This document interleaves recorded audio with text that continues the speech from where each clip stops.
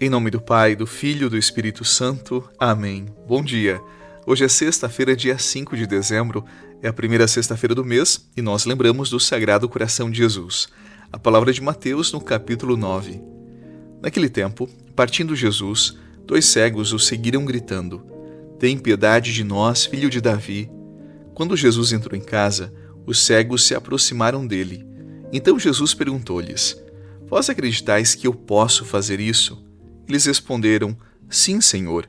Então Jesus tocou os olhos deles, dizendo: "Faça-se conforme a vossa fé."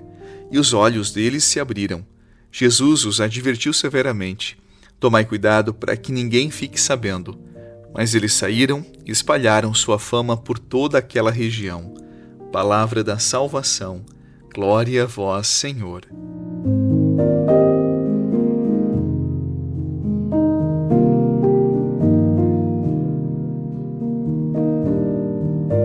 Na antiguidade, especialmente na antiguidade bíblica, ser cego era carregar um peso que, além da falta da visão, tirava do indivíduo o direito de participar plenamente da vida. O cego perdia o lugar social, era impedido de trabalhar, ele dependia da caridade e muitas vezes era visto ainda como alguém marcado por alguma culpa, por algum pecado. Se estava cego é porque havia pecado ou porque alguém da sua família havia cometido algo muito grave e Deus havia retirado a luz dos olhos dessa pessoa. Então era uma vida muito estreita, muito limitada, quase sempre definida mais pelo olhar dos outros do que pela própria história.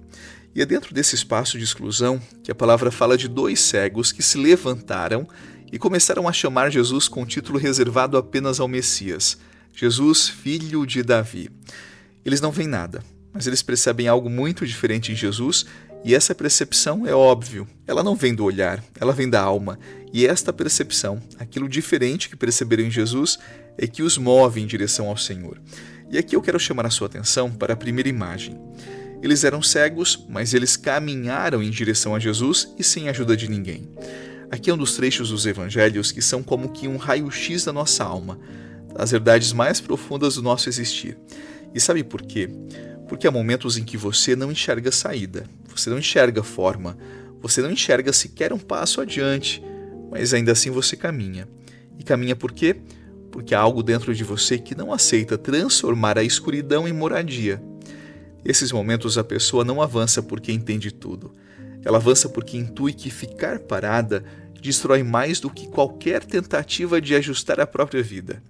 É por isso que eu sempre digo que a vida adulta, ela nasce dessa capacidade de mover-se antes da luz, de dar o passo que a razão não explica, mas que o coração sabe que precisa acontecer, porque há dias em que a fé não está no que você vê, mas na coragem de não perder o que ainda você deseja, aquilo que a sua alma busca, e por isso você se move, não porque você vê, não porque há luz, não porque você entendeu, mas porque você é movido por algo que há dentro de você, que está no nível da convicção, não do entendimento, não da percepção. O segundo ponto é o deslocamento que o Evangelho lhe descreve. Jesus encontra esses homens na rua e os leva para dentro de uma casa. A rua é esse território em que tudo exige de você ao mesmo tempo. Tem vozes, tem pressões, tem expectativas, tem urgências, e ninguém reorganiza o olhar vivendo nesse estado. A casa, ao contrário, é o lugar onde a alma pousa. É onde a pessoa volta a respirar, volta a se ouvir, volta a se reconhecer. Existem clarezas, existem convicções que só nascem quando você deixa a confusão e entra no espaço que permite ver o que estava embaçado. A cura acontece na casa porque, para voltar a enxergar, é preciso estar num ambiente onde a verdade não precise competir com barulho nenhum, onde a verdade é evidente por si, onde não há confusão. E aqui é algo muito bonito quando nós unimos essas 2 cenas do Evangelho. Gente que anda sem enxergar e um Jesus que leva essa mesma gente para dentro de uma casa. É como se a vida dissesse que mudança começa com 2 movimentos simples e ao mesmo tempo decisivos. Primeiro, você sai do lugar onde a dor tenta te prender. Depois, você entra no espaço onde Deus pode organizar o que ficou bagunçado por dentro. Um passo rompe o vínculo da estagnação. O outro abre espaço para que a visão seja reconstruída. E o que essa união revela é muito simples. Quando você faz a parte que pode e você permite que Deus faça a parte que só Ele consegue, a vida volta a encontrar direção. e encontra também um sentido que sustenta essa direção. Então, assim como os cegos do Evangelho de hoje, não fique parado na dor. Levante-se, sempre há dentro de você uma convicção que lança você em direção a Deus. E quando você vai em direção ao Senhor, Ele leva você para esse espaço da casa, da intimidade, para restaurar não apenas os olhos, mas para reafirmar essas convicções interiores que nos levam a dar passos mesmo quando não enxergamos, mesmo quando não há luz.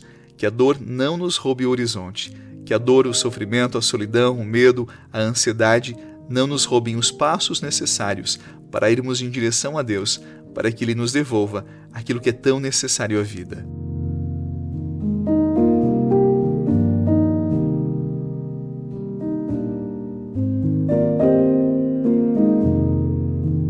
Há momentos em que a vida nos mostra algo que nós não gostamos de admitir.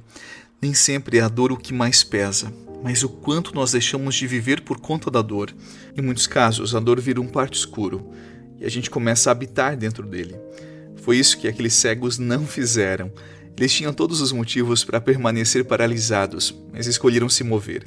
E aqui existe uma verdade que nós precisamos encarar. O problema não é sofrer, é permitir que o sofrimento vire bússola, pautando escolhas, desenhando limites, apagando caminhos. Quando a angústia ela rouba o horizonte, a pessoa passa a usar a própria ferida como uma espécie de apoio existencial e vive dobrada sobre ela. Esses dois homens do Evangelho, eles nos lembram que a vida não muda quando a dor acaba. Ela muda quando a dor perde o comando. O passo deles diz uma verdade simples e ao mesmo tempo forte para mim e para você. Há limites que não desaparecem, mas deixam de governar quando nós decidimos caminhar e caminhar em direção a Deus, porque no Senhor nós refazemos a direção, porque nele nós reinterpretamos a própria dor. Não se esqueça disso, não se esqueça o poder de caminhar mesmo sem enxergar, quando Deus se torna a bússola, não mais a dor. E eu convido mais uma vez você para orar comigo. Senhor Deus, mais uma vez eu busco a Tua presença. Tu sabes como pesa o final de ano, o meu trabalho, as minhas preocupações, tantas coisas para resolver. E muitas vezes nessa dispersão eu esqueço até de orar, de sentir a Tua presença, de lembrar que Tu cuidas de cada detalhe. No início desse dia, mais uma vez, eu coloco em Tuas mãos os meus caminhos, as minhas dúvidas, as minhas inquietações, aquilo que muitas vezes me impede de dar passos. Eu quero romper as cegueiras da minha vida para que na minha história eu sempre perceba a Tua presença. Nesse dia, Senhor, coloca a Tua mão sobre mim e me dê a Tua paz. Eu preciso da Tua unção, Pai. Em nome do Pai, do Filho e do Espírito Santo. Amém. A você eu desejo uma excelente sexta-feira, muita paz. E até a noite, se Deus quiser. Você é disciplinado e constante na sua vida de oração? O Diário de Fé é um devocional católico escrito pelo Padre Eduardo Rocha para o ano de 2026. Com a indicação do Evangelho do dia, uma reflexão, uma oração, um propósito para cada dia do ano, uma frase inspiradora e um espaço para escrever sobre a sua caminhada espiritual, o Diário de Fé é um instrumento para que você cresça e amadureça ainda mais na sua relação com Deus. Adquira o seu em www.padreeduardorocha.com.br. Nós entregamos para todo o Brasil.